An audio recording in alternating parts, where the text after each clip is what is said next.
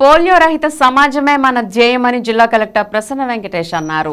ఆదివారం ఏలూరు తాపీ మేస్త్రి కాలనీలోని 2వ ప్రాథమిక ఆరోగ్య కేంద్రంలో చిన్నారులకు కలెక్టర్ ప్రసన్న వెంకటేష్ పోలియో చుక్కలు వేశారు.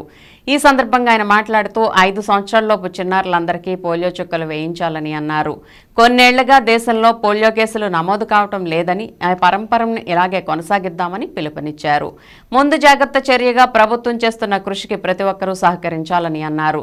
జిల్లా వ్యాప్తంగా మొత్తం సుమారు 1.91 లక్షల పిల్లల కోసం 2.39 లక్షల డోసులు సిద్ధం చేశారని తెలిపారు. జిల్లాలో 5 సంవత్సరాలలోపు వయసున్న వారు 1,91,466 చిన్నారులు ఉన్నట్లు తెలిపారు. వీరిలో గ్రామీణ ప్రాంతాలకు చెందిన వారు 1,40,175 మంది, పట్టణ ప్రాంతాలకు చెందిన వారు 32,447 మంది, గిరిజన ప్రాంతాలకు చెందిన వారు 18,844 మంది ఉన్నట్లు వివరించారు.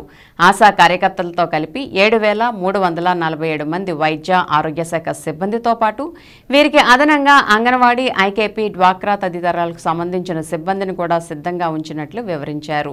ఈ నెల 4, 5 తేదీల్లో ఇంటింటి సర్వే నిర్వహిస్తామని, వ్యాక్సిన్ వేయించుకోకుండా ఇంకా మిగిలిపోయిన చిన్నారులకు ఆ రోజుల్లో ఇవ్వడం జరుగుతుందని చెప్పారు.